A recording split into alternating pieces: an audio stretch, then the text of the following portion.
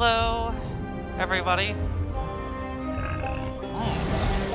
Time to figure out what this April update is about for Sea of Thieves as I get ready to stream SunnyRedemption Sailing, your bi-weekly BS-free voyage to the gaming news. Megalodon hunt, eh? Interesting. Okay.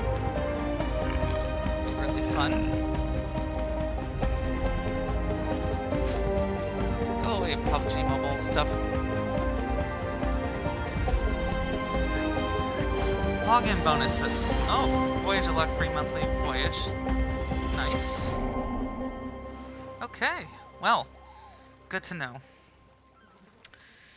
I mean, unfortunately, there is another reason that I'm doing this show. Normally, I'd wait until 9:30 for my good friend and co-host Kevin to get here, but I'm feeling very disturbed by rfkjr at HHS essentially just brazenly saying that he's going to steal Americans' private health data in order to create a database of undesirables. I've had to struggle my entire life to advocate for myself. And to see America go backwards like this is disturbing. But, like, throughout all the years of finding autonomy, even when I've had setbacks, I've known that, that at least the federal government would have my back. Like, I've been employed with the federal government.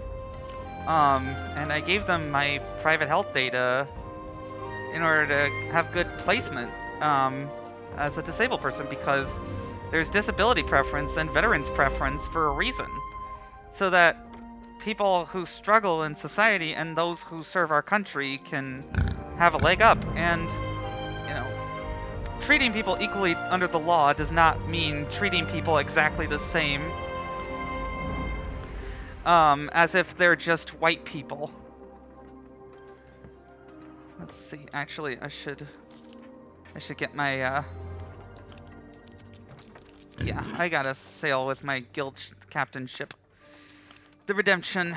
That's what I started with this, I started this podcast with a year ago, after realizing that my friend Kevin and I had really great discussions about video games that we could do, and that, you know, filled me with joy, but that I would always forget.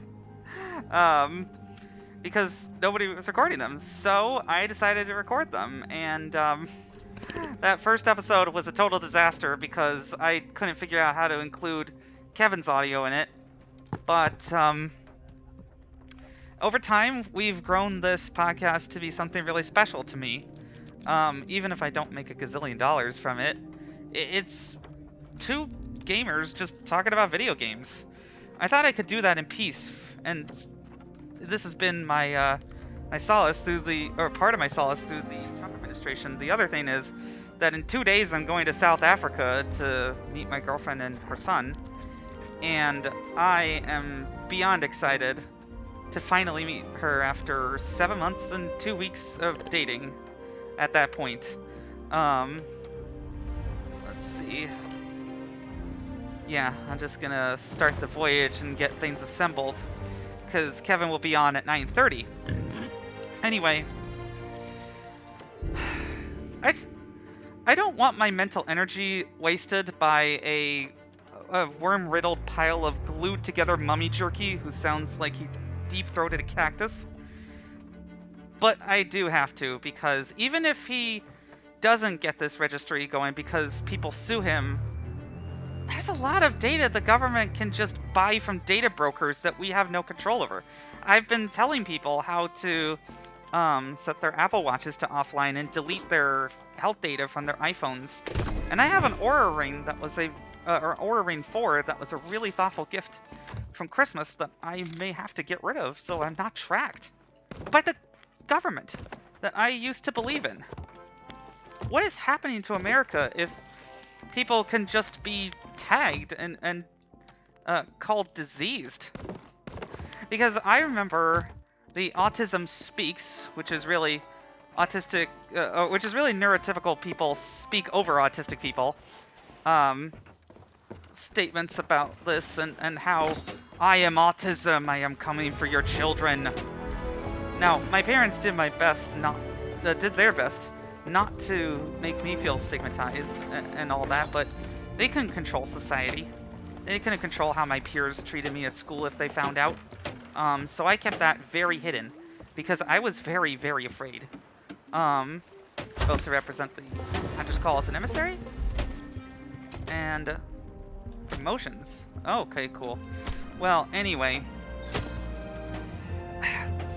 I'm more concerned for my nonverbal cousin, who has high support needs, because I could hire a lawyer to sue if it turns out that I'm on this stupid Nazi registry. If he's on there, I don't know what we'll do. Like, there's some suggestion too that people are going to be carted off to labor camps. I don't think that's going to happen, because that would take a large societal transformation for people to accept autistic people just being carted away in the middle of the night for this after several out celebrities like this, you know, who and fictional characters who are autistic coded. That there's more acceptance in society than there was when I was a kid, that's for sure. The problem being that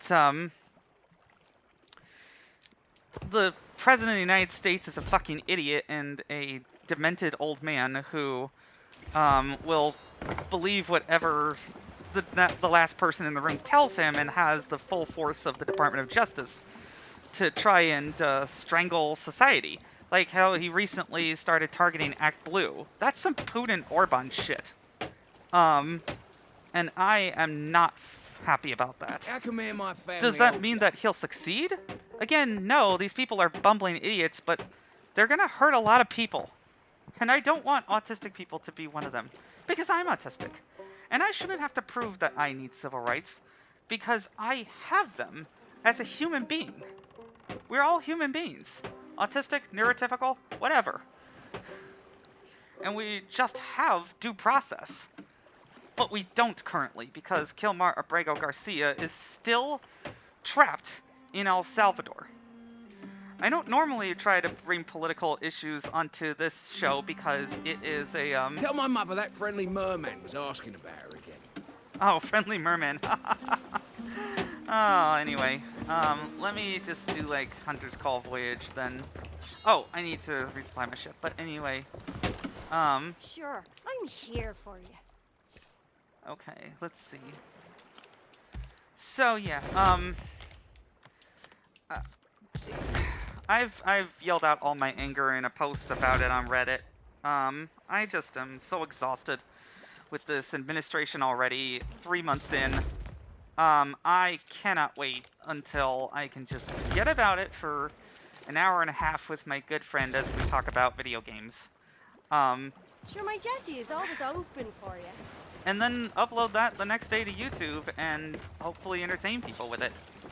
But also give people a warning that if they don't stand up for the immigrant now, then or the autistic person later, their rights are coming next to be targeted by these fascist fuckfaces.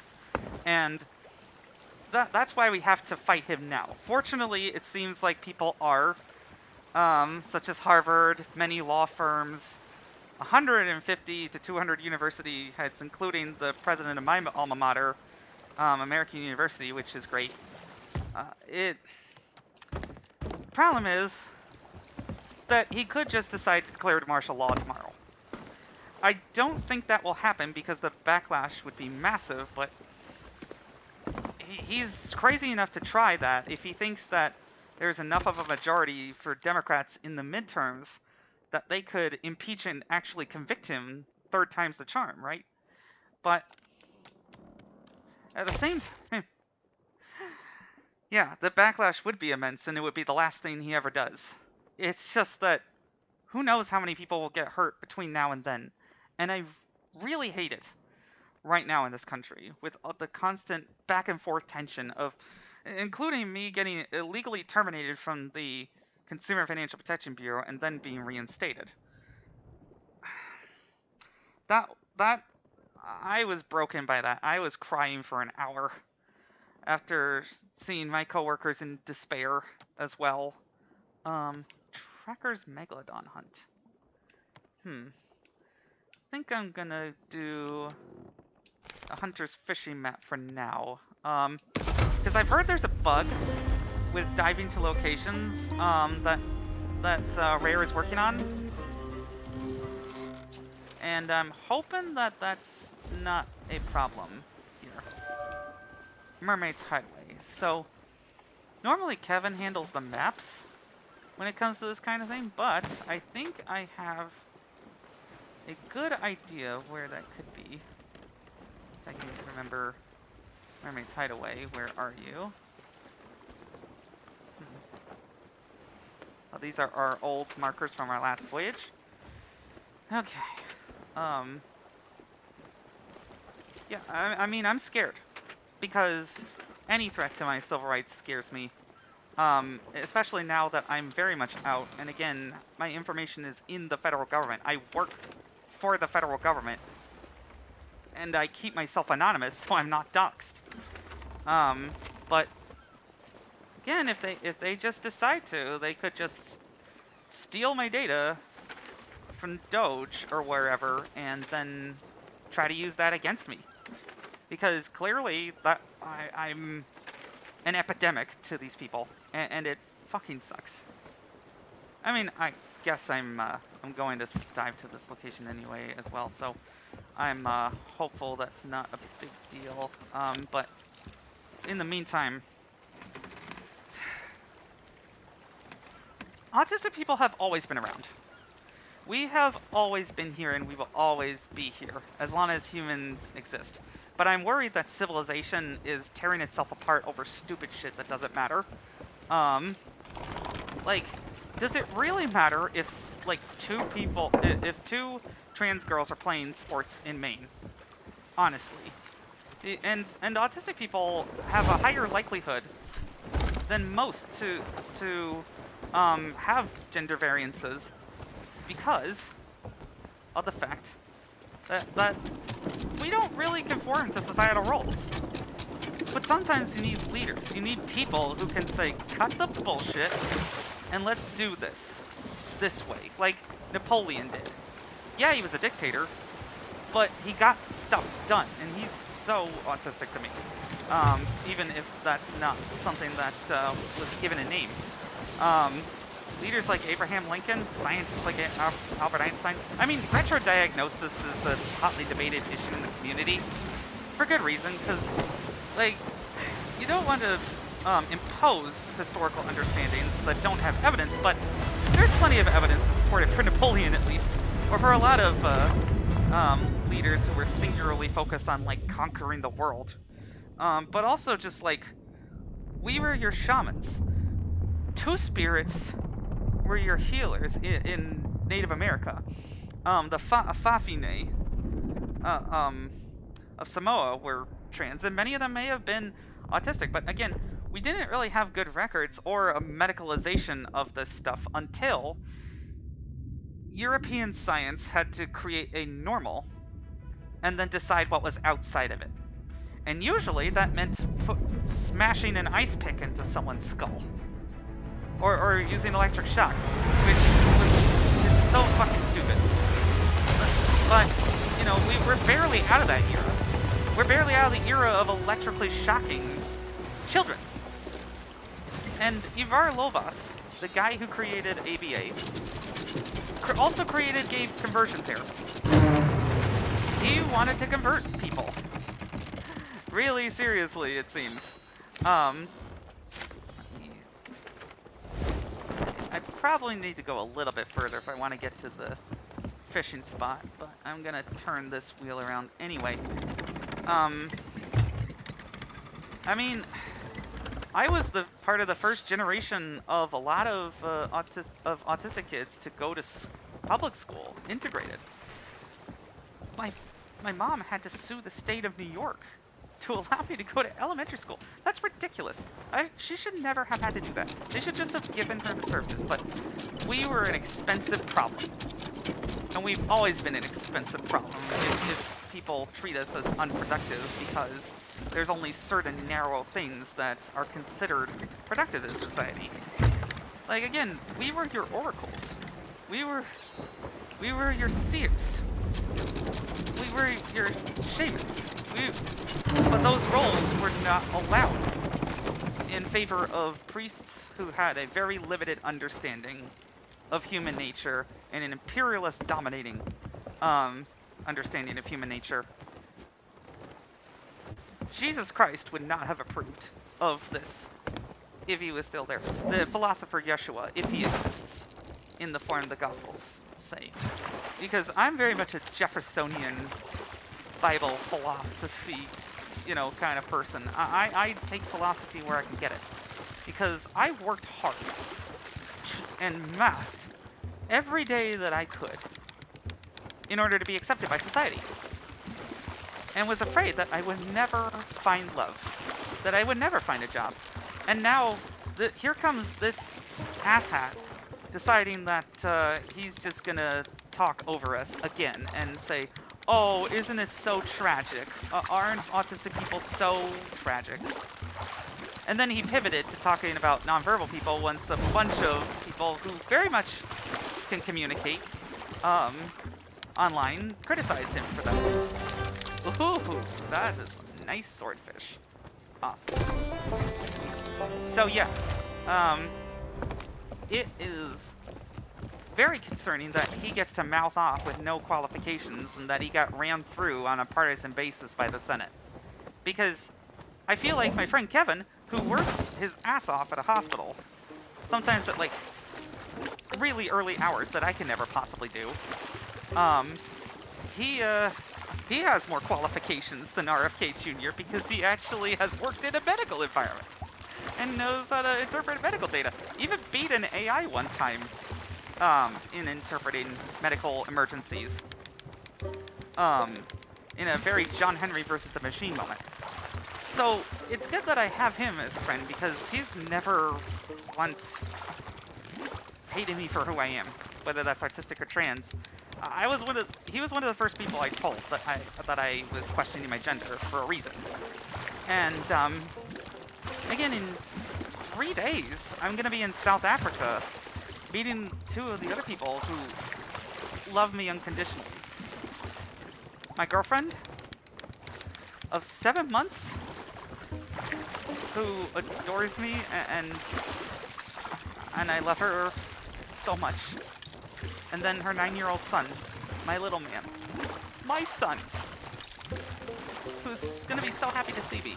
He doesn't think of me as diseased. I'm just a person who loves him. And he hasn't had a lot of people like that. The few people that have been in his corner have been awesome, other than Bobo. But, like, oh wow, we're at grade 2 for sure. But like, what's important in life is not gaining the approval of people who don't care about you. So I really wish I could ignore this guy, but he does have power now. And he did that by selling out his any kind of principles that he had running as an independent to beg to get a cabinet position.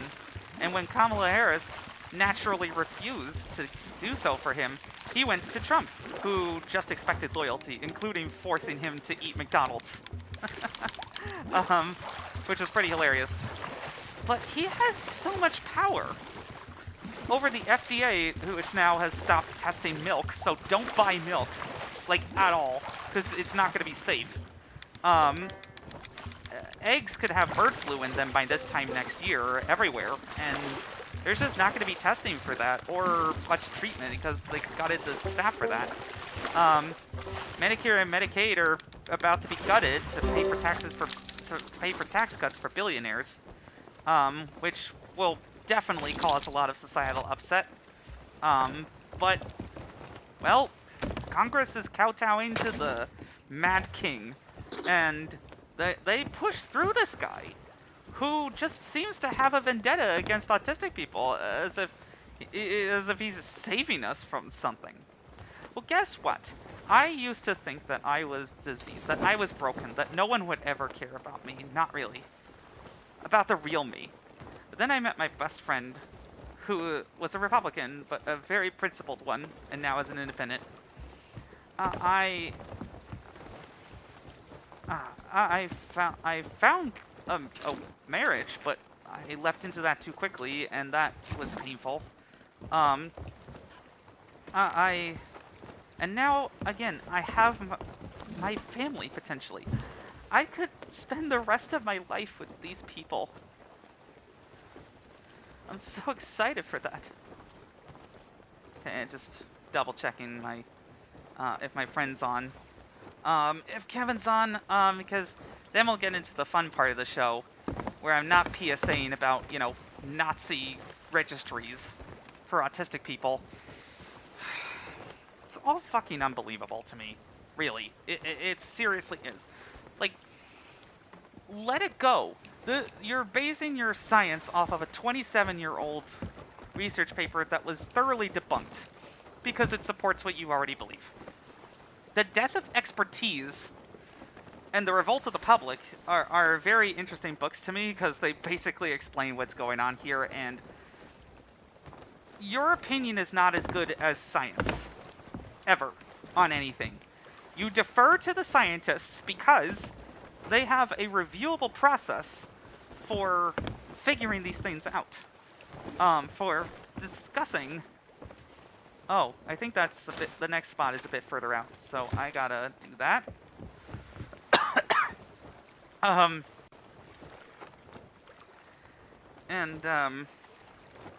Yeah, so I just... It's infuriating what's going on in society right now, where a bunch of people who have no qualifications are dictating to us. This is a dictatorship.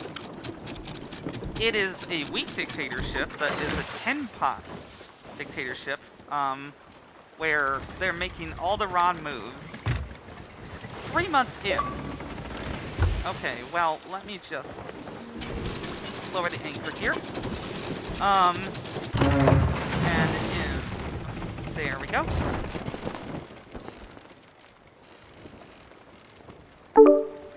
Hey.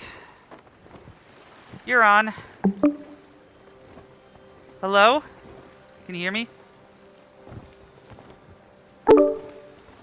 Uh-oh. Hello?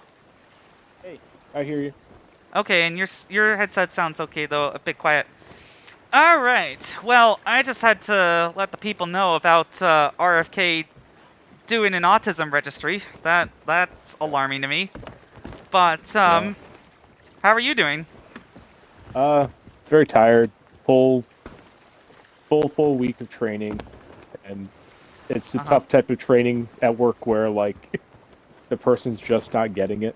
So. Well, I was just saying, speaking of not getting it, that you would probably make a better Health and Human Services secretary than RFK, because at least you spent time in a hospital environment. Yeah. And don't believe pseudoscience about autistic people being an epidemic or whatever. Anyway, I guess just join my game when you're ready. About to. And then, hello and welcome to SunnyRedemption Sailing number 30, your bi-weekly voyage through gaming news without BS. So, what have you been playing? Well, I've been working the past, like, 4 days, so I did play a little bit of that Oblivion, the Oblivion remaster / remake, whatever you want to call it. Yeah, it seems more like a remake at this point, but... Right, like, I understand why they want to hedge and say, like, oh, it's a remaster, because there's still a lot of underlying original game stuff going on there. You know, they didn't go and fix all the bugs. Oh no, it seems like there's... That's the fun stuff.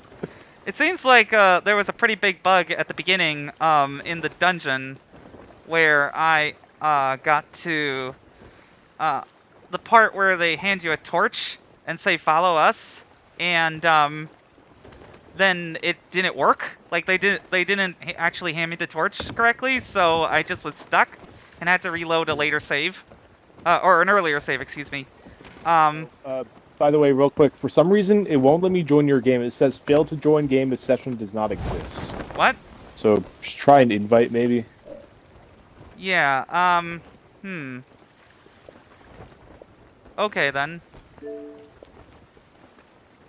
But yeah, that, it seems like a pretty solid remake / remaster. Yeah, so far, I'm really liking it. I don't have, like, yeah, like, I'm not the biggest Elder Scrolls fan. Like, I've barely ever played Skyrim. Played a bunch of Oblivion, but never did much main quest stuff. Like, mostly just wandered around in that and Morrowind. So now that I have a lot of Starfield under my belt, like, now I'm sort of less hung up on looting everything and more just like, all right, let me just wander around, because that was something I would get paralyzed with as a kid playing Morrowind Like and Oblivion. loot management? Would be like, oh, but, you know, I have to check these 3 barrels, what if there's something super important in there? And by the time I've gotten, through a lot of the main quests of Starfield, it's like, okay, I know they're not going to hide the super important stuff in some random barrel. They make it pretty obvious where the important quest items are. Okay, so I'm on a fishing voyage, and Right, I may need your cool. help. Because I think I got the one closer to the shoal, but not the one farther out, and I'm trying to look for the one farther out. We could always re-roll if you can't seem to find it, but especially now that it's dark. But Yeah. maybe we do that. I mean, let me take a look at least. So we're at the right island, right? And you got some fish already. Yeah, so I got the one that was closer there to the island, but it still says that it's there, so maybe not. Yeah, usually, like, did you catch multiple fish there? Because usually you have to, like, deplete all of the trophy fish over there. Well, I thought I did. It seemed like it went away, but the marker is still there on the map. I don't know. Okay. Anyway, so with regards to the Oblivion remaster, in the original, I couldn't even get out of the dungeons because out of the sewers because of the terrible controls on the original. I was more used to Skyrim, the remaster of that, and yeah, I guess playing that after Skyrim would be kind of weird. Yeah, it just felt really clunky. I played it back in like 2007 or so. But the way that they're handling it now, like the controls actually feel better than Skyrim, which makes sense because they're tightening up some things. The melee feels a little bit crunchier. And I'm like, okay, maybe I'm in more of a place to appreciate what it's doing differently when it comes to, like, inventory management and stuff. But then I got immediately distracted by the first, like, shining temple thingy. Another dungeon. So I'm underground and trying to solve a puzzle, I think. And I'm a bit stuck, but I'll get to it eventually. Other games I've been playing include, talesofkenzerazau, which you have to at least try the trial. It's currently on sale for $8. Get around to that. Yeah, I should probably do that at some point. The combat is heard a lot of fantastic, good things. and this game was terribly marketed, or not at all, because like it was started by the guy who by the voice actor for Bayek from Assassin's Creed Origins, yeah. after he went to South Africa to film Raised by Wolves for HBO, and started hearing all these cool stories from Bantu peoples around the area, and Zulu mythology seems to really fill that. Though I'm sure that my girlfriend will have a better read on that sort of thing when I get to see her in 3. Oh, yeah, never mind. I see it. It's still there. It's still splashing around. I'm just turning it towards us. But turning us towards it. Well, anyway, so yeah, it's a really fantastic Metroidvania so far, with very varied combat. I'm way behind on a lot of Metroidvanias because I've been meaning to try that Prince of Persia one from last year. Oh yeah, The Lost Crown. I've heard so much good stuff about. Just never got around to it. I'll take your time with that because Ubisoft is still trying to do all sorts of things, none of which is really working. So, and they're ignoring this because it didn't sell like Game Busters, I guess, with a completely different main character than the recognizable one that people had in their heads. Not that it's not that that's a bad thing to have a different character. It's just that like, it feels like IP was just slapped on top of something. But it was good. I just, like a lot of Metroidvanias, I was just bad at figuring out the navigation, and I may get stuck on this one too. Like I played a little bit of Blueprince, and I'm like, oh man, I am so stuck on the pump room. But, well, oh, what was the other one? Oh, Crime Scene Cleaner. That one is really good. If you like Power Wash Simulator, it's a very different vibe. About like, because you have to carefully manage your sponges and mops getting soaked with too much blood and rain them out in water buckets, and your pressure washer connects to that too, and you're moving furniture and collecting evidence and such. It's pretty funny too at times. So yeah. Oh, and then of course Expedition 33. I just, as I turned on my Xbox, I made sure Sea of Thieves was updated, and I'm like, all right, let me make sure that game installed while I was at work, and it did. So I'm probably gonna play maybe a little tiny bit of it before I go to bed tonight, and then I have tomorrow off, so definitely gonna put some time into that. Yeah, take your time with that. Well, I'm gonna put some food away, because I think I just caught a regular fish here. Yeah, when you're catching at the fishing spots, make sure it's a treasured fish. Those are the ones that we're trying to get for this voyage. Yeah, so I've been just dipping my toes in Oblivion. What else have I been doing? A little more Blueprints, although I'm not super far still. I'm on like day 22. Okay, yeah, I'm on like day 4, but I've been really taking my time each day and like making very meticulous notes. I usually get myself boned by putting myself in a corner, because I really wish you could rotate the pieces the way you want, but then it's just like, oh, I'm gonna just insist that it goes this way for some reason. I mean, apparently I got an ashen key. Nice. With a usually it does pole. it in a fairly logical way. Yeah, not all the time. Yeah, but not all the time. Yeah. There is still some RNG involved for sure, but and that's the thing that's like definitely my least favorite part. Though I have already on like I've only done like 4 or so days, I think. I have gotten some ways to like already manipulate that RNG, and I've seen like a little tastes of like, okay, this is where the real game is at. So like I do want to keep going with it. It's just not like it's not instantly compelling me the way some of these like puzzle box almost games do. Like, yeah, I was my biggest comparison point personally is Tunic. That's probably my favorite of that sort of subgenre of just like metagaming type games. Yeah, like puzzling metagame type games like The Witness, Fez.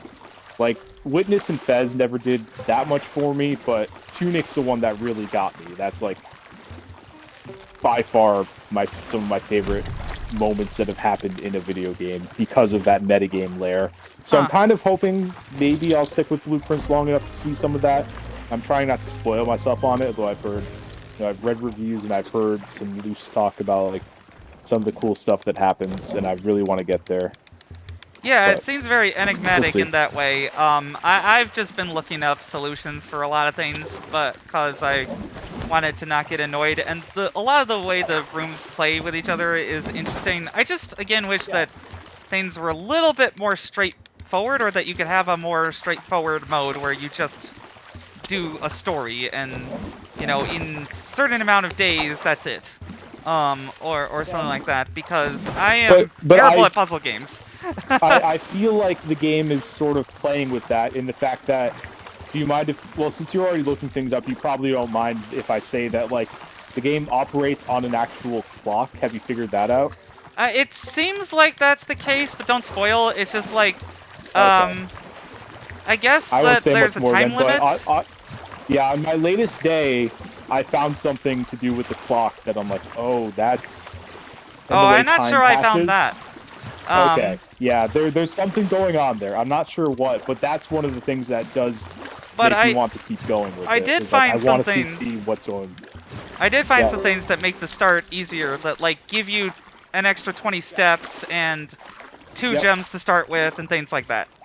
Yeah, so like I think because of my note-taking and my observations, like, I've definitely given myself an advantage, and that stuff feels pretty cool. Like, I've gotten some of the star stuff. Like, every single day I've been able to upgrade the observatory thing. Yeah, like, that's the pretty number cool. of stars. So, like, I'm 4 days in, I'm already at 4 stars, and there's some rooms with these diagrams of 4 stars. So I'm interested to see, like, if that triggers anything in those rooms next time I play. Oh, interesting. I Yeah, didn't know that. There's a lot going on there. I've been making notes of which chess pieces are in which rooms, what orientation things are in some rooms. Like, I have a very strong feeling that stuff's going to come into play. Well, okay, so... Just based on how, like, I'm looking for commonalities between rooms and stuff, and, like, you know, sort of making notes on that. Basically preparing myself for, like, when it will actually come in handy. Because I have a feeling it will eventually. I don't know how much I'm going to continue with this game, because I'm probably going to lose the plot when I get back from South Africa. Which, like, that's still surreal that that's happening. But anyway, with Expedition 33. Possibly one of the most gorgeous games of this generation so far. Just in terms of the Belle Epoque art style, and the clothing, and the lighting, and the cutscenes are terrific. Possibly one of my favorite soundtracks, and I really love game soundtracks, you know. So, I'm super stoked about that. The gameplay... I'm very excited to play it. The gameplay so far is really interesting. It took me a couple of battles to get used to the dodging system, but I think it's a bit slower at first to get you accommodated to it. And there's weak points you can shoot at the beginning. There's surprises to attack with when you're first meeting an enemy. You can punch them to gain an advantage. Classic JRPG stuff. There's abilities that are charged by hitting with other abilities first. Weaknesses elementally, and that can be a lot. But for people who just want to play the story, there is a story setting. I'm just going on the default balance setting because I'm just trying to figure out how that is. But the most intriguing thing, and are we? It seems like we're done with that, so I just need to vote on the sale. Okay. The most intriguing thing to me is that the main character, Gustav, looks almost exactly like Robert Pattinson. It's kind of ridiculous how close they managed to get to him, because I think the Mad Lads who made this game really wanted it to be a movie and really wanted Robert Pattinson for the lead role. And I can definitely see him playing that, of like the guy who's going out as a reluctant hero who's trained some people, but is like, well, we gotta do this to save people and not give in to despair. That kind of theme is really intriguing in the modern day, let's just say. And as for the other characters, they seem to have interesting backstories hinted at. From the trailers, it seems like, at least, there will be more character bonding moments later on that will really get your heartstrings. So the emotional twist at the beginning is very obvious, but that's just stemming from the premise of the game, which is that people literally get erased by a giant paintress who has rewritten reality and cast it off Paris into the middle of the ocean. And apparently that happened 67 years ago. So people have been dealing with that all this time. But one guy complains, why isn't it Expedition 100, the first one? It's Expedition 0. But yeah, it's really good so far, and so I'm definitely going to keep playing that. I saw the reviews. It's at like a 91 or 92, I think, last I checked. This is how you make a splash as an original IP right now. Yeah, that is punching way above your weight for a first-time developer. And I could see a port to Nintendo Switch 2 in its future, which, the biggest story we gotta talk about. Today was the start of Nintendo Switch 2 pre-orders after the tariff imbroglio. Did you manage to get one? No, if I was home, I might have tried, but it just didn't work out with work. Because I already knew my work schedule, so when they announced a new date, I'm like, well, I could try and get a break on, when the pre-orders go live, but then I'll probably be in some virtual queue, and I won't be able to make that because, you know, my break's only 15 minutes to half an hour. Oh, okay. So I was like, probably not going to be able to make it work. Yeah, So, if I was in DC, and so inclined to get this game, like I didn't have a Steam Deck, as I mentioned, because I'm happy with that for now. I probably would have tried to go in person to a GameStop, because each store says they're gonna have 100 units. I mean, maybe with the way GameStop is going, they're gonna have NFT vouchers for the future Nintendo Switch 2s. I do really want to Switch 2, and like I'll get one the first reasonable chance that I get, but like I can wait a bit. Also, I wasn't sure if I was going to tell you this. This is totally unrelated, but I'm also saving a little money because I'm taking an impromptu trip somewhere in a week. Oh, to where? If you don't mind. I'll tell you. I was going to maybe surprise you, but you'll be busy with your own exciting adventures too, so I'll just tell you. Okay. I'm going to Epicuniverse. For the previews. For the previews. Wow. Just for one day. Yep, I got a Awesome. ticket. I had to wait in like a 5-hour-long virtual queue, but I got a ticket. So you do know this as part of the SunnyRedemption sailing crew, you're legally required to send me videos and pictures from that for putting up on the channel later. The nice thing is I've been following the wait times during these preview things because they're just for annual pass holders, and the wait times haven't been bad. Like, you know, the new, you know, all the new rides, because every ride there's new, obviously. So this preview is when?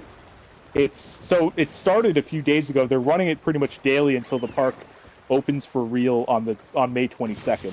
Oh, okay. Well. And if you're an annual pass holder, you just apply for a ticket, and I got one. So are you going by yourself, or is Patty coming with you? You have to be a pass holder, and they only give out one ticket per pass holder. Okay. So they're really restricting it. They're keeping the capacity down quite a bit. Yeah. So like I said, the lines, like I've been checking on the Universal app every day, like, oh, it's only like a 20-minute wait for the Mario Kart ride and stuff. So that might be the best way to play. This is probably going to be the best way to go to Epicuniverse this year in terms of waiting in lines. I was gonna joke. Very excited. This might be the best way to play Mario Kart until Mario Kart World comes out, because it'll be the same price. But that's kind of why I'm like, well, it's not like a super expensive trip because I was able to get $80 plane tickets. Oh, wow. So pretty much, and just on like what, Spirit Airlines or something? Yes, Spirit and Frontier. Okay. The timing works out perfectly because I have 3 days off, and it's on my second day off that I'm flying out there. Then I just come back the next morning. Since we're diverting, like a 24-hour trip. Since we're diverting from gaming news to talk about trips, I guess I'm also going to be in the air for the better part of 24 hours with a 2-hour layover in Dubai. I am with Emirates, and well, I'm going to have to figure out a way to ethically offset some of these things because Dubai runs on basically modern slavery, but it's really nice. Like, they allow me to apply for a free Skywards membership, which gives me free Wi-Fi on the plane. My parents got me extra legroom because my mom doesn't want my legs to fall off. They have a really nice a la carte menu. And when I get to my longer layover, they're going to give me a free hotel and free ground transportation. And then I already have to go City Pass so that I can see the Burj Khalifa and Motion Gate Dubai. I think that I can do those at minimum and maybe see what else is around if I have the chance. It'll be a little bit tricky, you know, because I have to get back in with 3 hours to spare. But, treasured stormfish, that's nice. I wonder if the next voyage you would want to do is the new Megalodon hunt that they have. Maybe not when we're raking up our emissary this high. Okay, fair enough. I don't want to get to, like, I don't know how much emissary rank that gives. It's probably a good amount, but I feel like we're kind of on a roll right now. Yeah, We could try one of the hunting ones. I don't know what that entails. There's, like, these new hunting ones, too. Huh. Well, we could try that after this. But it's up to you, because I'm rolling with whatever. I enjoy these fishing ones a lot. These fishing ones are very zen, too. So yeah, that's neat. I'm fine with just rolling with these. Sure, whatever we feel like. Because we have a lot of gaming news to get to. Yeah, going back real quick to the Switch 2 stuff. Yeah, like I'm definitely going to get one sooner rather than later, but like I'm okay. I'm not going to get any FOMO over this first round of Yeah, pre-orders no, because plenty of other people are not going to get one in this first wave. it has a pretty It's not going to fantastic. be like Um, I remember the Switch one was a bit of a fervor to get it, but not the way this one's going to be. Because people were still somewhat apprehensive about the Switch one starting off. I don't. But it's such. Yeah, well. I mean, people around me at least, like, you know, even some Nintendo fans around me who were burned by the Wii U were like, Oh, that's like the wait on Switch. hardcore though, because yeah, like, I mean, Breath of the Wild sold more Switch copies than there were Switches. I feel like that like there was still a lot more like momentum gained after the initial release for the first Switch, like, because I remember like a lot of people did just kind of buy it in the month or two after a lot of the, you know, hype around it had sort of reached a fever pitch. And this is wasn't absolutely a much more interesting launch lineup, because, well, I mean, the backwards compatibility helps for one thing, though, and they are narrowing down the list of games that have compatibility issues, but it is an emulator essentially. It is not one-to-one translation. Yeah, I haven't really looked into that list because I do own a decent number of Switch games. I wonder if I actually own anything that has issues. The only one that is for sure not happening is Labo, because they're just that's not... kind of a given. Like, I assume stuff like Labo and Ring Fit, it's just like, well, literally the physical shape of either the Switch or the Joy-Cons is going to be the problem there. I mean, I feel like you just kind of have to assume those ones. Like, I'm not going to get upset over those. Yeah, that's fair. I think that, you know, people are just gonna need to, if they want to go into the exciting new generation now, then they're gonna need to, you know, test every game that they own and see how many of them don't work or have issues at startup or whatever.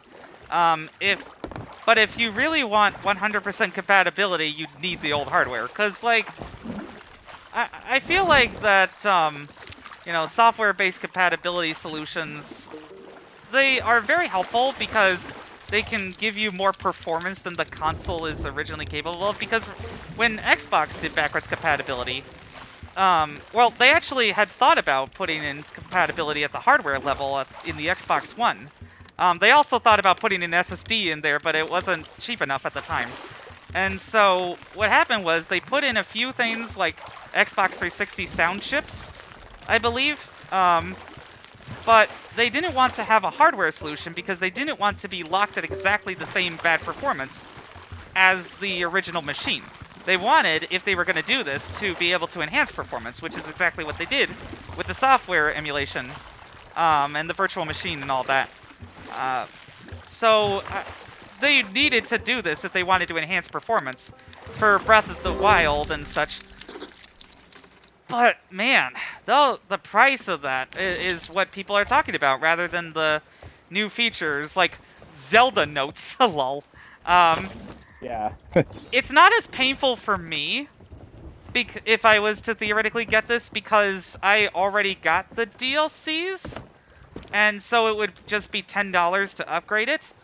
But, like, and there are ways to get this game for cheaper, usually physically used, but it still does kind of feel obnoxious that Nintendo isn't just saying, like, okay, the upgrade is $20, but you also get the DLCs with that.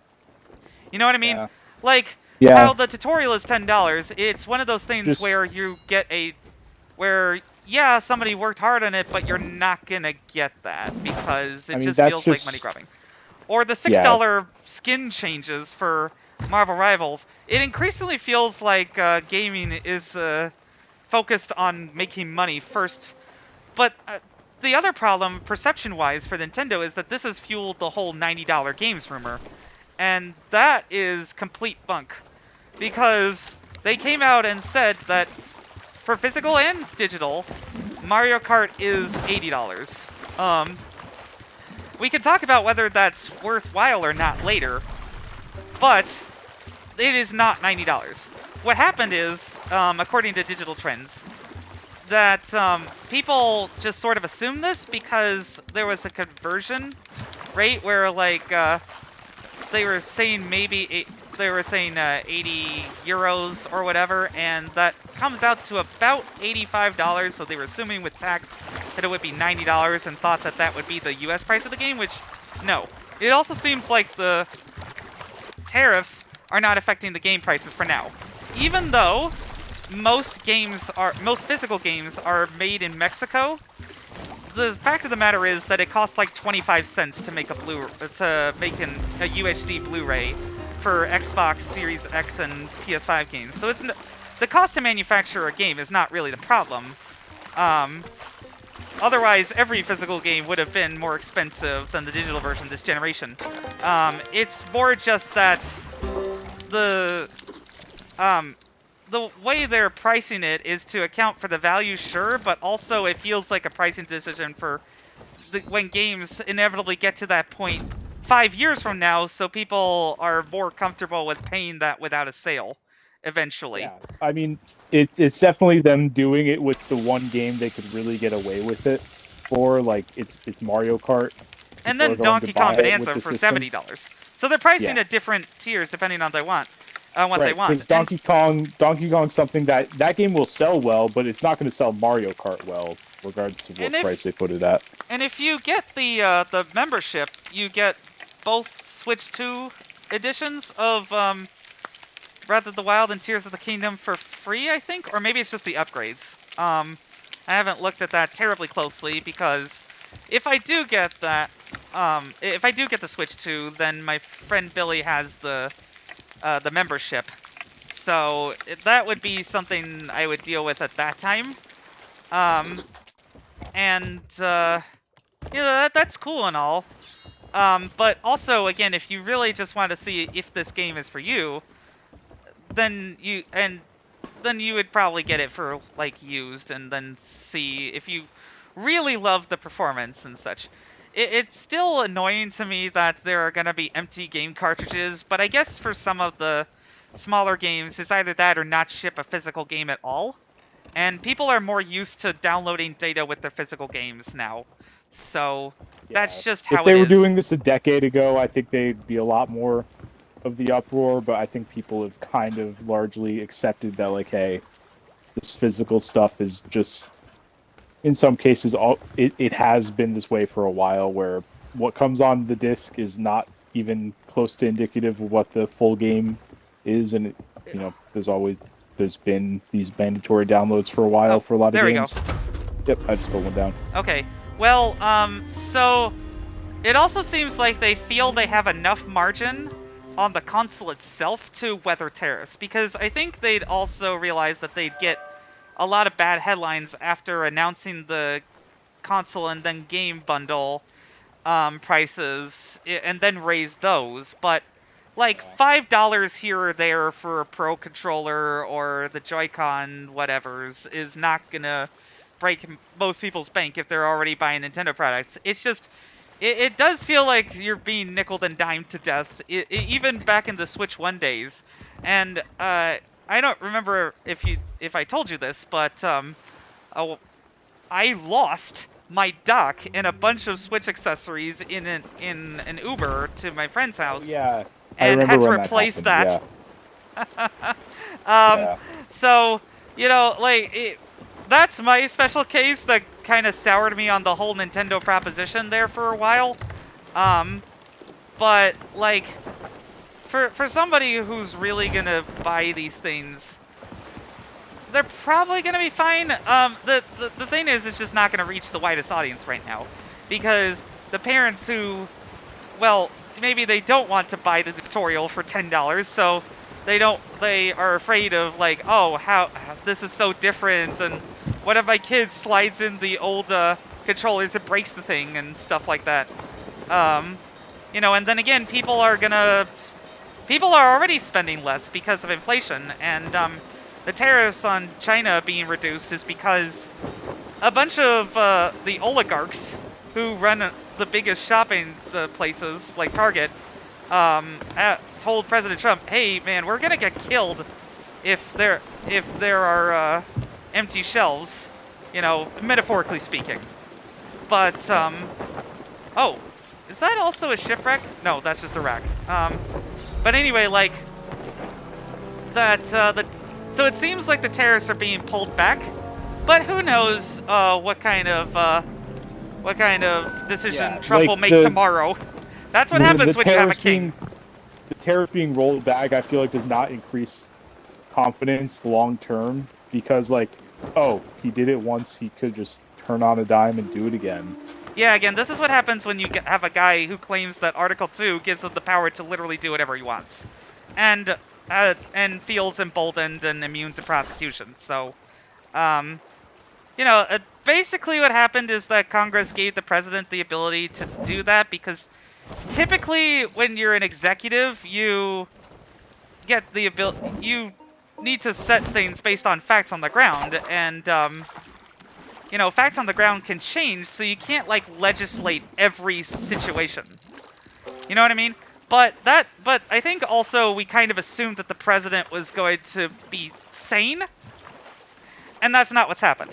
I think Nintendo has reacted the best way they could, and it doesn't seem like there's a huge uproar about the accessory prices, so I think they're playing this smartly. They also have a history of getting in a lot of product to the US since the early NES days when they disguised it as a toy with Rob the robot. So they know what they're doing, but oh my god, a shark!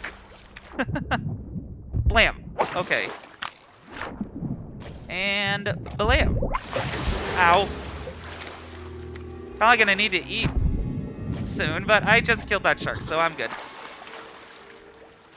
It's just kind of hard because we're not super close to them, or did we already outfish that area? No, there's still a couple. Okay, then let me come back and try again with that. If you come from the back of the boat, you might be able to reach it, or just move the ship. Oh, we could turn the ship while it's in the stationary position. But it seems might be able to get it from here. Not quite. Oh wait, there we go. All right, I got one. Okay, from here. Yep, I got the plenty fin. Though we might be at a bit of cross purposes. Hopefully we don't cross the... Oh wait, never mind. You got that one. Leh. Okay, well.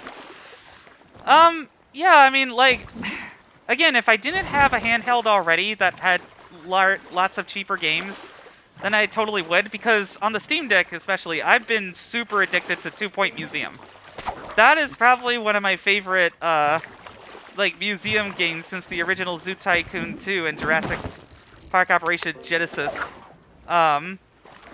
Because it's so simple, but, like, makes a lot of sense. Like, a lot of times with management games, it gets bogged down in the details of, like, oh, put down the power grid for the dinosaur thing. I'm like, I don't care. I just want to draw the exhibits and put a T-Rex in it. Shut up, Frontier, about this stuff. I'm just getting a regular fish, I guess, but that's not a bad thing. It's also interesting how other companies are reacting to tariffs. Like, the PS5 Digital Edition is now more expensive than the Switch 2 in Europe. They're not raising prices in the US yet because they're still wanting to not upset their main base that are, you know, it's like, oh, well, the problem is, too, if you just do a price raise on the PS5, then that narrows the difference between that and the PS5 Pro, and people will be like, well, why don't I just get a PS5 Pro then? Which, yeah, that's totally cool, but that probably is a bit more supply constrained because it's newer. So they don't want to displace the people who just want a regular PS5 or a PS5 Digital Edition in the US yet. But it's interesting, too, that they lowered the price of the disc drive. I mean, like, I'm for that because that basically makes it about the same. But, you know, the disc drives are also very rare. I just wonder if they haven't been moving that many of them. They're like, hey, whoever wants one, get one. Yeah, before the ones that are used are digitally locked to too many consoles and can't be changed over. that would be a problem for preservation, which is, yeah, I'm concerned about the game key cards for that reason as well. Because I like game preservation, and increasingly, including through the lawsuit that Ubisoft is responding to, the company's responses is like, nana nana boo boo. You don't actually own your games. Read the frickin' fine print, gamers, of these incredibly long and legally complicated terms and conditions that we require you to do in order to play the game, and encourage you to skip to the bottom of. In a lot of games, in order to just get on with the game already. Now, for a lot of my games, I'm fine with that because, well, I'm just getting them through Game Pass anyway. Like, I probably won't play Clara Obscure Expedition 33 again for a while after I finish it, but, well, hopefully it'll be playable offline. If somebody does find a disc later. However, maybe they don't make a lot of discs for Xbox because they were banking on the Game Pass deal, or just weren't expecting to sell a lot, and then Microsoft swooped in. And I'm not sure how many units they were expecting to sell, period, because this is like an attempt by a French studio to make a JRPG in a genre dominated by a lot of bigger players. So, like, you know, there's all sorts of reasons that you may just not make a lot of physical games anymore. And that kind of upsets the 2015 me that thrived on buying a lot of physical games and then trading those in for a while to sustain my gaming habit. But if 2015 me had found out that there would be a ton of games on a subscription service for a low monthly price, then that would be totally what I would have done. Instead of buying $6,000 worth of games over the period of a couple of years. Well, no, it wasn't quite that, because what happened was I moved, and then the bill did not follow me, and it compounded interest. So don't buy things on store credit cards, people, unless you're prepared to pay it off immediately the next month. You know? But still, like, those were the halcyon days when you could get you know, Sunset Overdrive 2 Deluxe Edition and feel like you really got something that would last. And got an exclusive game for an Xbox. Because now, well, LG has created an Xbox. Because now, well, LG has created an Xbox app, but I would need to create an LG account to set that up on my parents' TV. And I'm not even sure they have or have bothered to do that. Well, no, they have had to because they love their smart TV apps. And even though they all perform like garbage. So, you know, so they do have an LG account probably, but I'd have to coordinate that. And I'm leaving for DC tomorrow, so it's not really worth it to try it this way. Especially when I have the Series S right there, which so far seems to be performing well in Claire Obscure. I'm excited to try the performance mode on the Series X when I get back, because I'm sure I'll like that better. But there's not going to be a lot of games. I think I'm gonna bring my old iPad with a bunch of old games for me and Little Man to play. But we're mostly going to be watching Star Wars, and we got quite a few Legos. Of Batman and Superman and Sonic. And speaking of which, I saw Sonic 3 again, and it got better the second time I watched it. So, and he loves these movies, so if there's a day that we have extra time, and like my girlfriend is feeling very exhausted and isn't up for watching a movie, then maybe I put on Sonic 3 for him, because I'm not sure if he has that yet. Even, you know, though they get movies through pirating. Maybe he has seen it, but he hasn't seen it with me. And seeing the Sonic movies again, now that I have a son, is very different, because it's like I can see how he really likes these movies and how they really emphasize the Sonic wanting a family aspect of it. and then how the character relationships evolve over time. I also tried to get my parents into Knuckles. They weren't into it. They were clamoring for a movie that was not animated after a little bit. Yeah.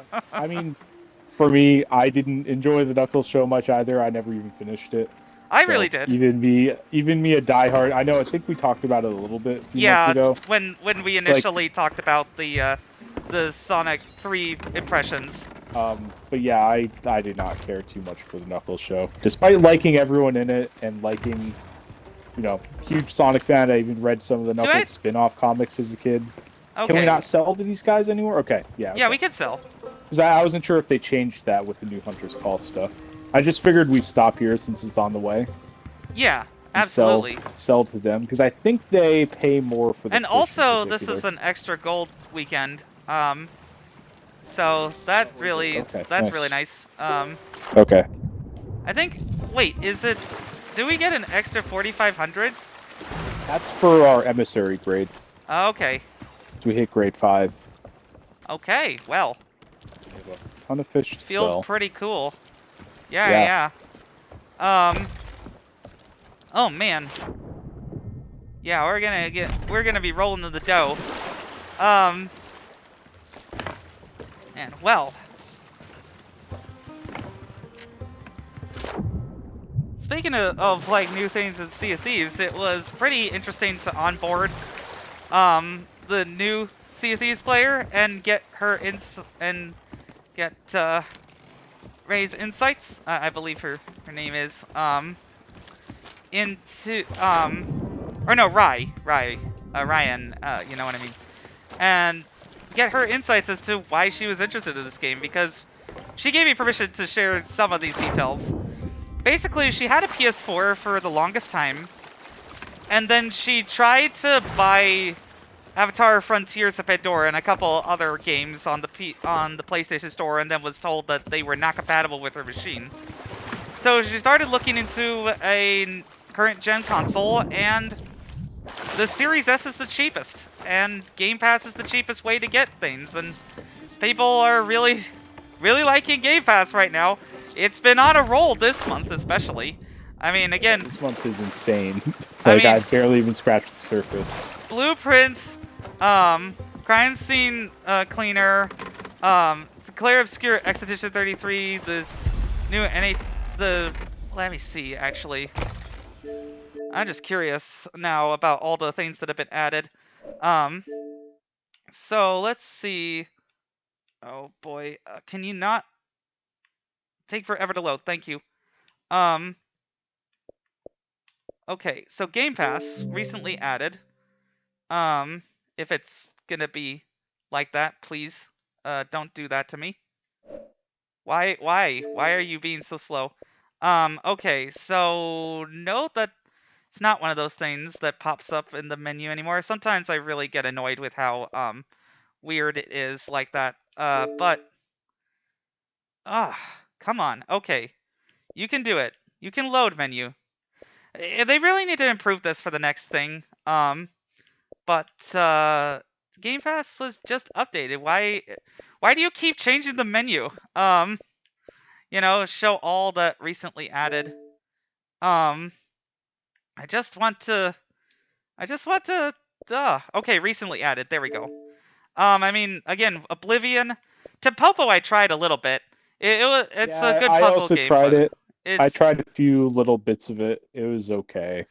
I don't think I'm going to go back to it. The Patrick Star game is good for little kids, but it's basically like Goat Simulator for the Gen Alpha crowd. I remember seeing a bunch when it came out. I was like, oh, this actually seems kind of neat. Adamfall was pretty cool too, although I've given up on that because I'm just bad at it. And then South of Midnight, that was a game featured in the LG. This is an Xbox commercial, which is fairly interesting because, well, it's a slow enough paced game that I feel like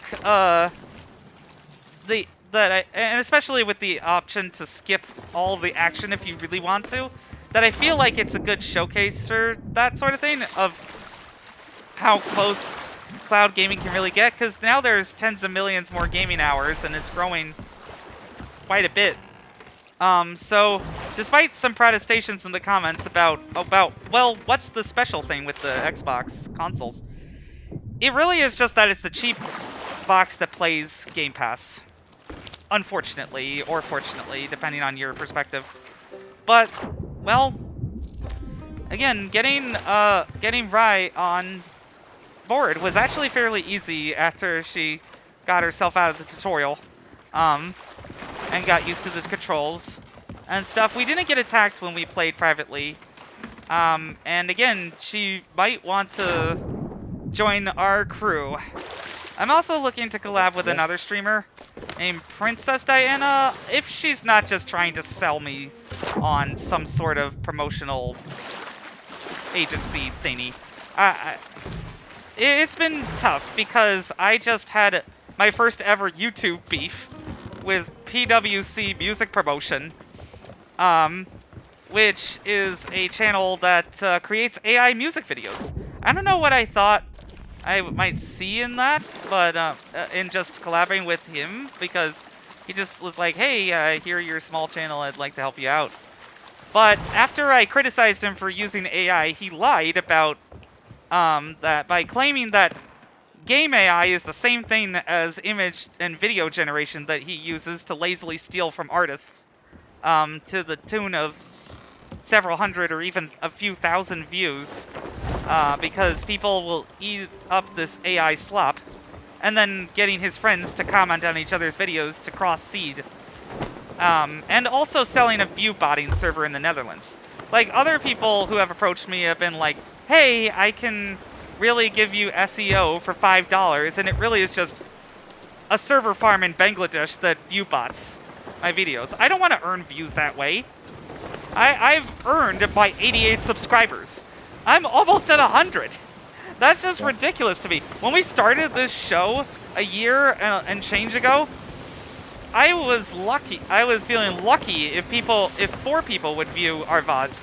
And now our latest episode on the Nintendo tariff response, 325. I still can't get more than like 3 or 4 people to like it at a time, but it's good that we have a consistent fan base, at least. And, you know, at the end of the day, this isn't a money-making enterprise. This is a passion project that I put on TikTok and then YouTube because I like talking about video games with you. That's it. Like, in the pursuit of profits, people have abandoned their soul. And I don't want to ever do that. That's why this is BS-free. No AI, period. No SEO games, period, with my channel. Just, you know, the best effort that I could do as a mostly one-person operation here. And then, yeah, it's just, yeah. But, well, you did tell me that you played some classic games, too. Maybe that'll take my mind off of the inevitable doom of society. To AI. Yeah, I haven't like been Butcher's playing Bay. as much. Yes, I played a bit of Butcher's Bay and Escape from Dark Athena, those old Riddick games, just because I, you know, after wrapping up Indiana Jones a little while back, I was like, oh, let me go back to the old Starbreeze games and see. It's like, you know, when Indiana Jones came out, a lot of the combat and even the movement was compared to Riddick, and like I haven't played those games in forever, so I didn't realize how one-to-one it really was. Like, all the controls are pretty much mapped the same. And really? Even just the movement, the jumping, the fist fighting feels pretty much one-to-one. I was shocked. I was like, oh, this really is, like, basically the same as Riddick. Unfortunately, if I wanted to play that game again, I would probably have to buy it again on Steam, because I bought it on the Mac App Store when I was a college student with a Mac and nothing else, and just really liked having iTunes gift cards for my birthday. Yeah, the nice thing is, I'm not sure if this is true for the Steam version, but the 360 version of Escape from Dark Athena comes with like a full-on enhanced version of the first game on it. Yes, so it does. you just literally, you buy the 360 game and it's like, oh, okay, I just have both games. Cool. The Mac version came with that, like, 15 years ago when I got it, so I imagine it's very similar. Oh, so wait, why are we at the outpost? We don't have anything to sell, do we? Oh, we have that key, and I was just going to honestly lower... We can still chat for a while, but I'm honestly almost too tired to even play this game. Like, I am super That is tired, very so we fair. can just kind of chill around and chat. That's fair. If that's all right. I'm also fairly tired because I have been packing a lot of things that I didn't even know I might need for South Africa. I'm still like, man, it's still ridiculous that's happening. That's actually reality and not just something Super in my happy dreams. for you. So what are the dates that you'll be gone? Like, I'll I be know gone from April 27th to May 6th. And my Dubai layover is like May 4th to 6th. Okay, cool. Well, I mean, and then the flight too, but like, yeah, I'm really excited about that. And then I guess when's your next availability, and we can catch up. I don't have my work schedule all the way till then, so I don't know. And what day are you going to Epicuniverse again? May 1st. Okay, so I'm maybe literally I'm flying in that morning, getting there at like 8:30 a.m., going there for the full day, and then probably just gonna hang out at the airport for the night.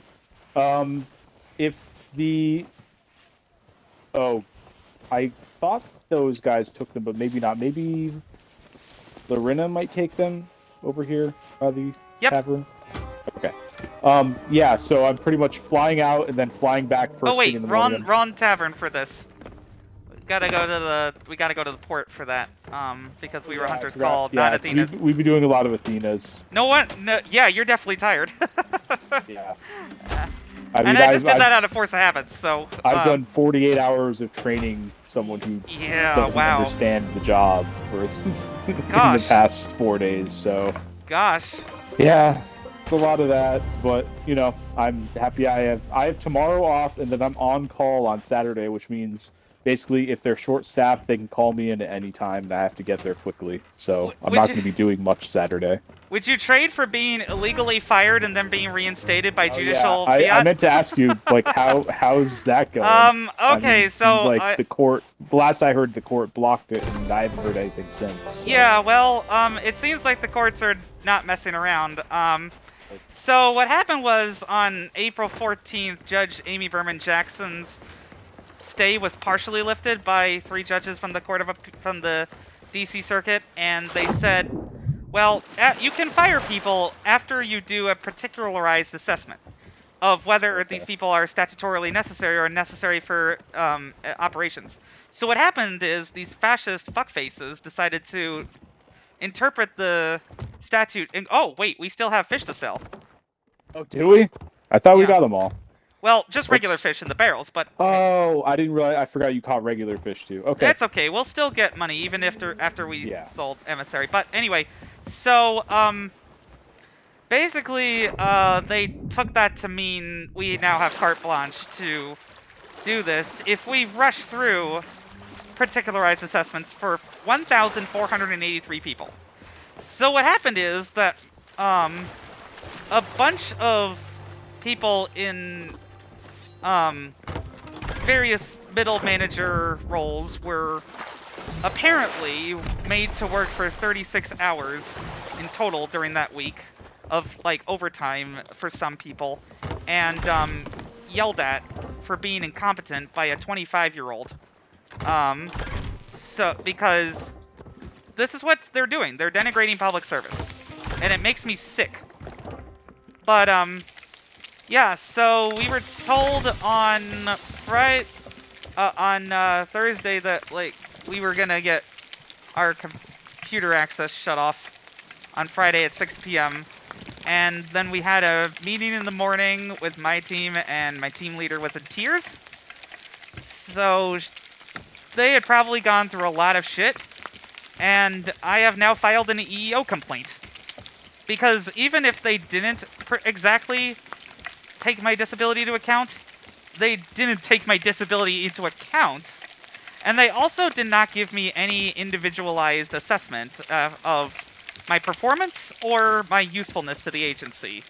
After 10 fucking years working my ass off there at the only job that I've ever known since college, I was just discarded like a piece of trash.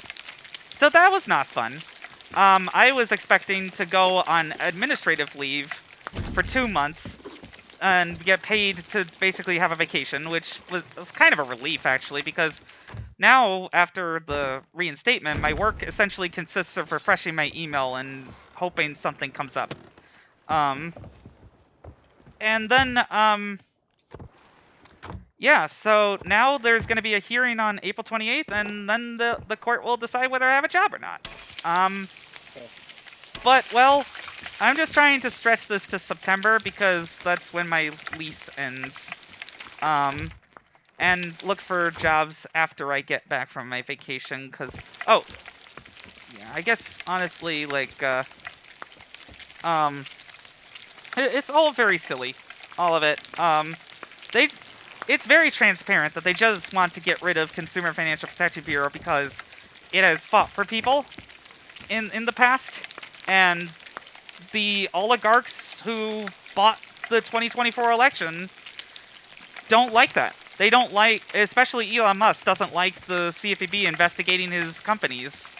So he's attacking the refs. That's all fascists do, is they attack the refs, and there's no authority that above their pronouncements and the word of their Papa King, because, like, seriously, this guy is so demented. He's called for open borders. I don't think he knows what he's saying anymore, or can form complete sentences. And meanwhile, Vance is off killing the Pope, and almost starting nuclear war between India and Pakistan, just like being the fifth horseman of the apocalypse or something. And like, yeah, I went to the April 19th protest in front of CFPB headquarters, and there were 20,000 people. 20,000. Wow, stylish outfit. Who I thought I'd mess around with that for a while. In my estimate, anyway, who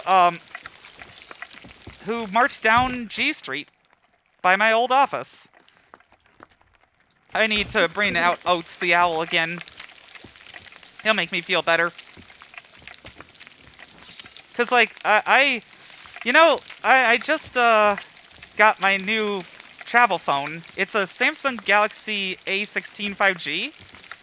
And I actually really like Android in some cases better than iOS on some things. Like, particularly when it comes to organizing apps. Instead of the wibbly-wobbliness of iOS, you have the nice grid for Samsung. And, like, it has all the apps that I need for travel and none that I don't. And then, hopefully, I don't get fucking detained at the border. Or if I do, then none of my personal data will get taken from me. Then none of my personal data will get taken from me. There's a lot of cannon sounds. Yeah, I feel like someone's probably encroaching on us or something. Let me look around. Well, you know what?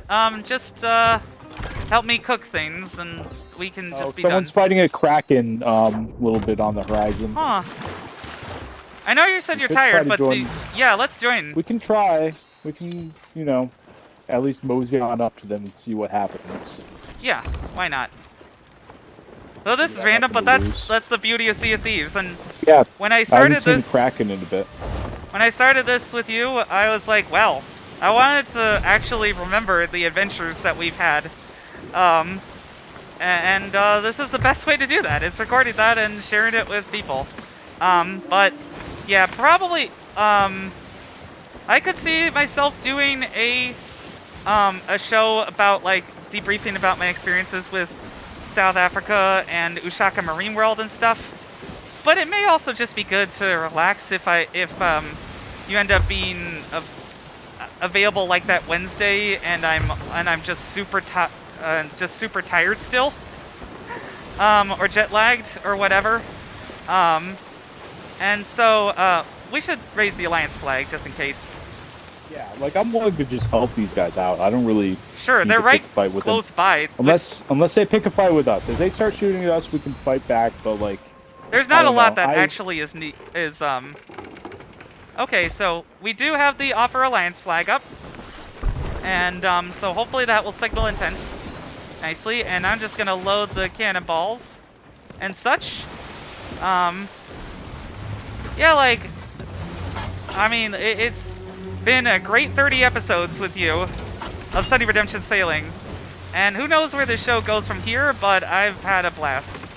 And if we do this online or privately with Split Fiction when I get back, it'll still be awesome.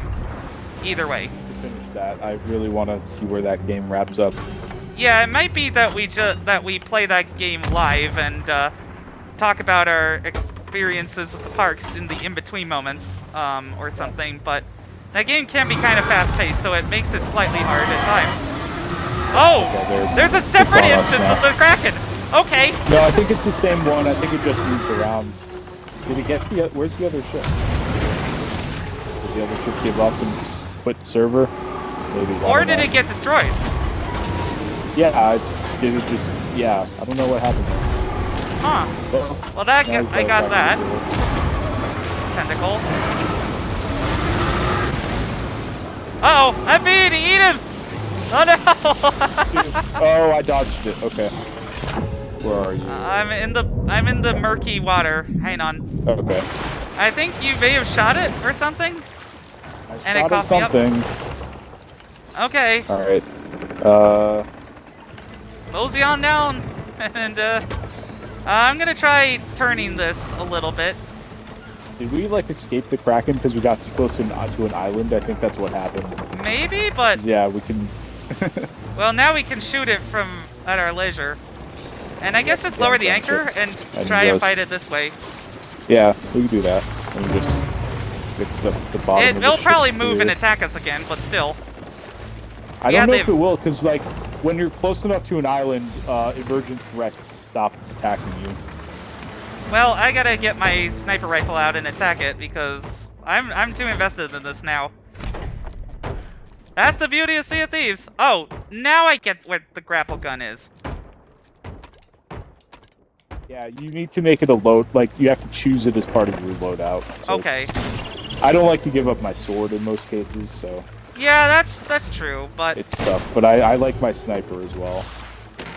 Could be useful for weird traversal situations that I've encountered where I've had to try and, you know, like, climb up rocks or whatever. So, if we're just, like, you know, getting treasure or something and we're encountering regular skeletons, then maybe that's when it's useful. But I can't believe I didn't figure it out until a season and a half in to having that mechanic. Because I'm an old player fuddy-duddy when it comes to this. Yeah, I messed around with it when they added it, but like I didn't really. I was like, oh, that's cool, but I don't really want to give up the stuff that I have on a routine basis. Yeah. I mean, we're literally just shooting tentacles in a barrel at this point. Yeah. So, oh yeah, let me see what other things I didn't get to. Like in terms of patents, I just read that Eternal Darkness's sanity system expired. Well, there's something. It's very ridiculous that patentable systems exist at all for video games. Yeah, and especially with that one, I've definitely seen like indie games, like indie horror games, kind of go for the same stuff. So or I don't Amnesia. know if that was ever. Yeah, I don't know if that stuff's ever been really enforced with that patent, because I've seen things do very similar stuff to Eternal Darkness. And in more recent news, Drug Dealer Simulator, was just had to put out a statement about the game that got inspired by its Schedule 1. And, so they're like, we don't really, our publisher launched an investigation, but we don't really feel like this other developer that was inspired by us actually ripped us off, because inspiration just happens all the time with video games, but in other creative mediums too. Like, there's currently a lawsuit against the producers of the former producers and star of ER, who created The Pit after a reboot of ER fell through with the Crichton estate. But it's a generic setting. It's a hospital. You know, and they have more of a 24. You can't copyright a hospital. Yeah, otherwise you'd like your hospital would be copyrighted, and then you'd be in a weird system there.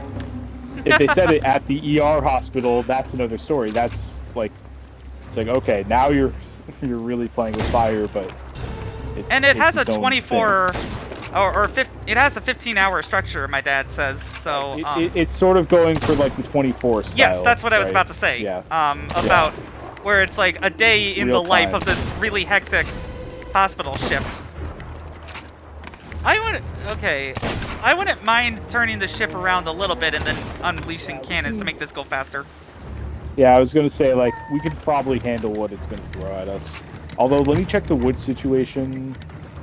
Okay, We should we're have fine. plenty of wood. Yeah, should- I we're bought fine. wood supply before at the Cool. beginning. Um, I don't know why it's not turning the I- way I want it to, but oh, we need to raise the anchor. oh. Thought you could turn while the anchor was lowered. But you know what? That's fine. That's what the Well, anchor is for. I mean, I guess so. And then like with all the remasters of recent games, sometimes that feels like an exercise in just trying to keep up the IP. I'm glad that Oblivion was not that, but I was concerned at first about it. Oh, okay, now the tentacles are relocating to us. Yeah. So we got within the, like, black water zone. So now we can get on the planes a bit better.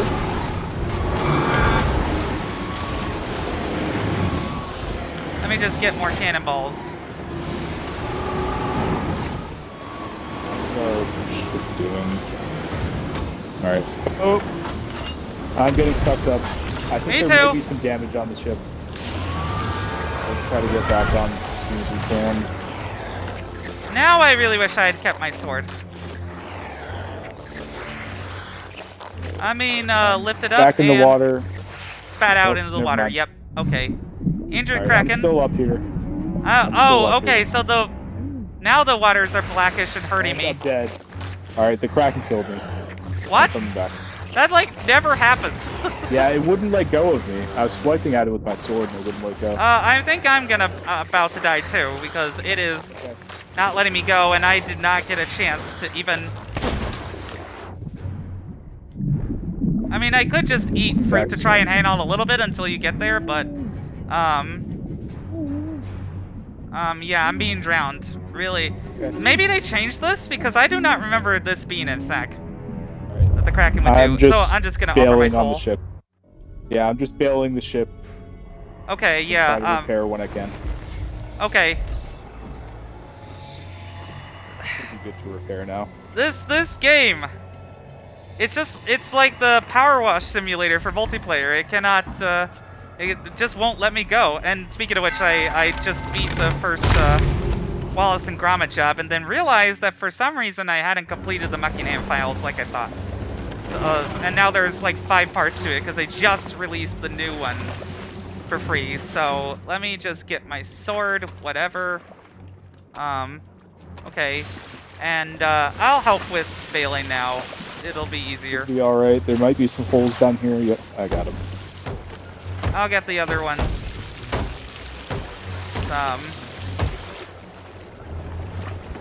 I mean, we definitely had Back things on the easier when we were offense. just sniping it from outside the box, but it was kind of boring, so I'm happy that we're doing it this way. Ah! I mean, it feels like life sometimes is a multi-headed Kraken. Coming at me from all different sides, but, you know what? Like, there's only so many things you can control, and... I'm getting sucked up again. I just shot it, but I think I need to get my, sniper rifle again. Hang on.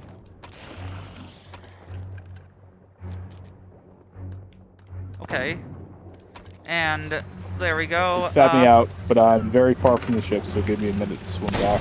Alright, well, I'm gonna pop in and out and hope that it doesn't suck me up too. But at least I have my sword this time. Because it seems like you can only get out of that with the sword. Also, I'm hearing a chicken for some reason.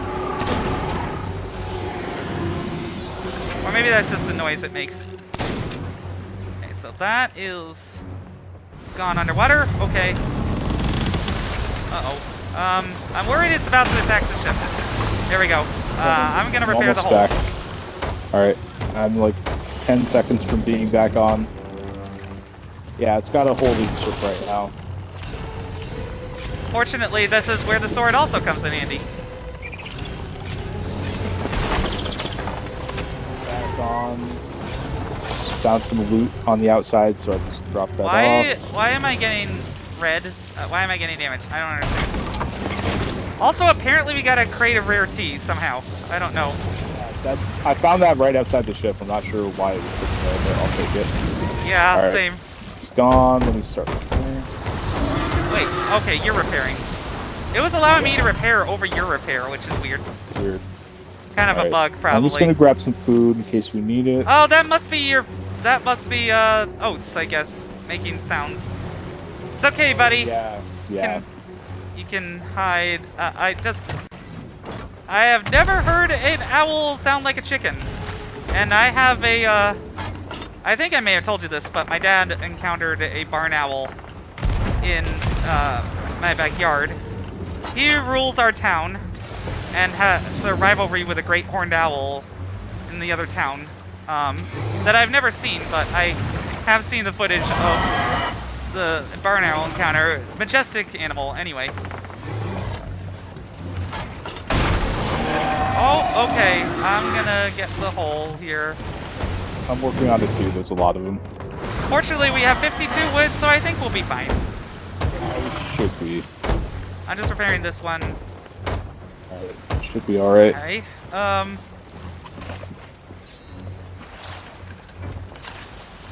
Alright, let me get an opportunity to get a cannonball off, please. Okay, there's another ship around. I don't know if they're going to try to get a jump on us or not.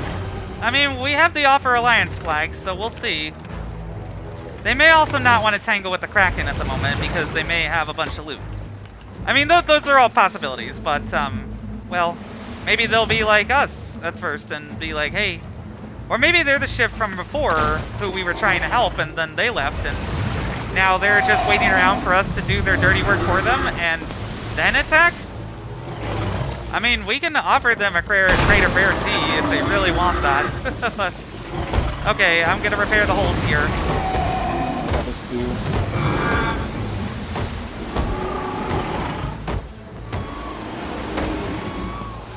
Okay, well. Okay. So.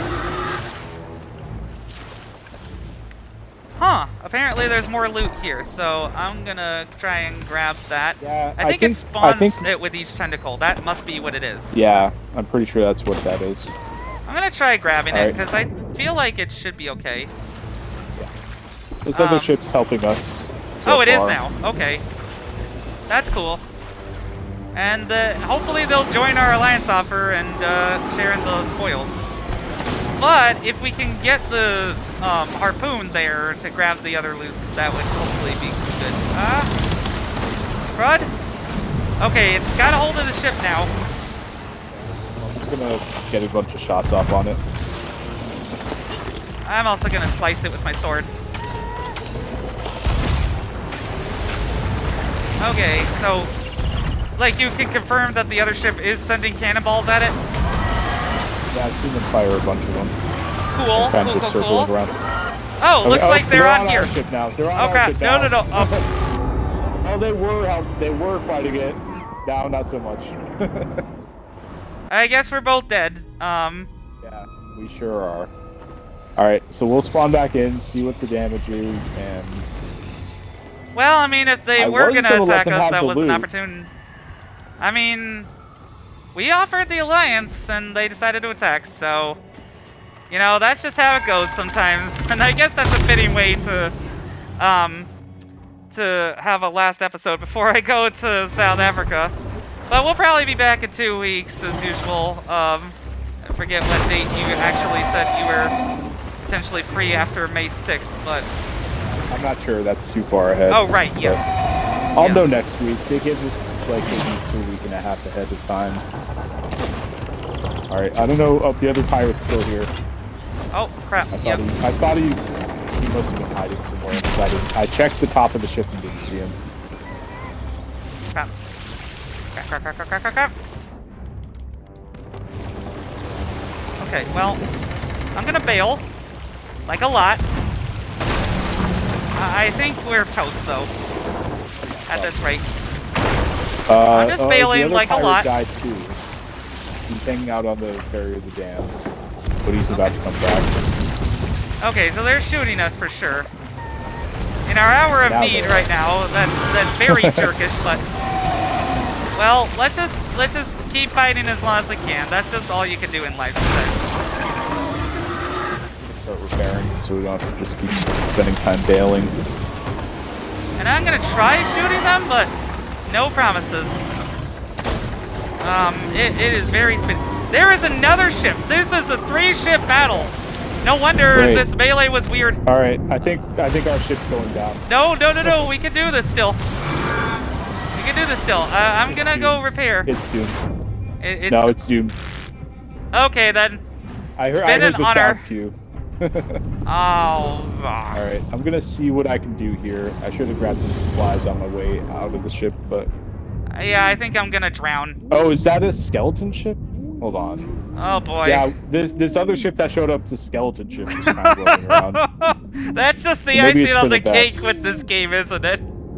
Well, I can't see where I'm going in the water, so I'm dead.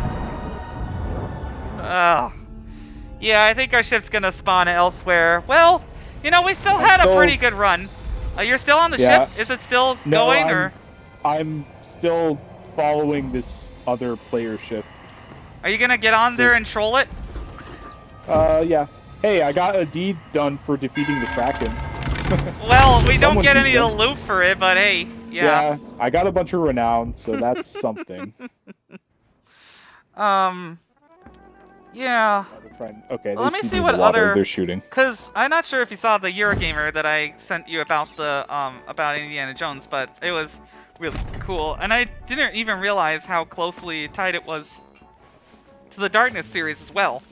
Yeah. They respawned. I haven't played. You know, I've played some Darkness stuff, but not like extensively. Yeah, I really want to play the online on Darkness 2 with you, because the gameplay is far better in that game, and I like the story a lot. Maybe not as emotionally tugging as the first game, because it's very action oriented, especially towards the end, but like that piece with the Insane Asylum still sticks with me, because the writing for that was phenomenal, and same with the world building around the characters, the side characters that you have, even if they don't have much to do. Once you start growling and ripping people apart, by pulling their spines out through their assholes. Oh, I also wanted to get your thoughts on Overwatch 2 Stadium. Yeah, I've read up a bit on it. I still have the game installed. I just haven't played it in a couple months. I need to install it when I get back and try it out. Maybe after we beat Split Fiction. And then let's see. Oh yeah, I completely forgot to tell you about Palworld's response to things, because I was so confused about why they were comparing their game to Titanfall 2 until I remembered the existence of the ticks. And like, their whole argument is, if you're just gonna patent the idea of throwing creatures into the environment, then that would cover that game too. But they asked about Final Fantasy XIV, and I was wondering if you had any thoughts on that, because I never played that game.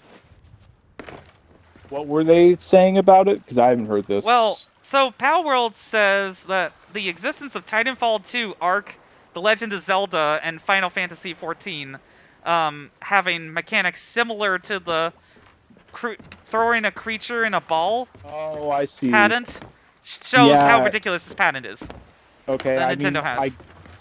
I guess. I don't know actually what they're referring to with Final Fantasy XIV. I know you can have pets in that game, like most MMOs. Maybe that's why they said that. I don't have, like... Maybe it's the way you summon the pets? I have, like, not an insane amount of hours in Final Fantasy XIV, like a couple dozen over the years, so I'm not, like, super deep into that. So I don't know. Yeah, it's also interesting that they're going to make an Outrun movie with Michael Bay and Sydney Sweeney.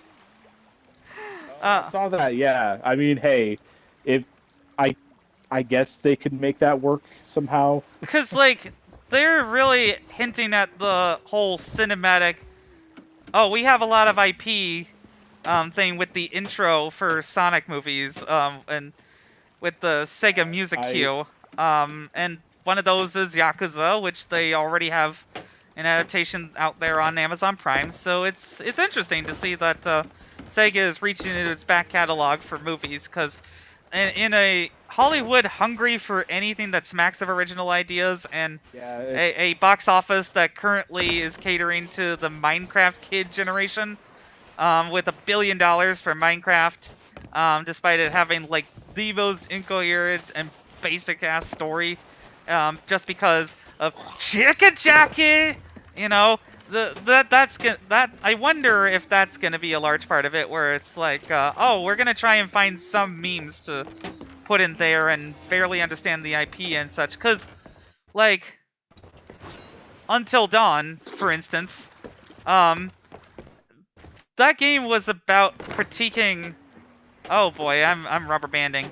That game was about critiquing horror movies and like giving you the ability to actually save people instead of being like, don't do this, you're a dumbass. But now they're trying to make it like, oh, each day you have a different killer, which feels like it's a stretch. But you know, there's only so many ways you can adapt games into movies, because you have a linear story that's where everything is tightly controlled, and then sometimes you have buttons, and that's a video game. I hate to leave this here, but I just got asked to work tomorrow. Oh gosh. And I'm gonna say yes. It's only 4 hours, but they need me at 7 a.m. Oh dang. Well, get to sleep then. Yeah, I guess I'm gonna go get a shower and get to bed. All right. Well, I guess you won't be playing much of Expedition 33 then. No, I'll be home by noon tomorrow, hopefully, so I can at least spend the afternoon checking it out. But yeah. Good talk. Yeah, good catching up with you. Yeah. If we don't talk too much before you leave for your trip, then best of luck with all the travel. Hope everything goes well.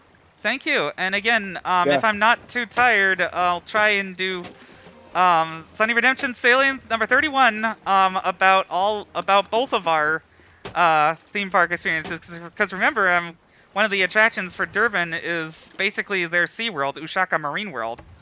And oh man, little man's gonna be so excited. But yeah, we'll talk later, bud. Yeah, awesome. You have a good one. Yeah.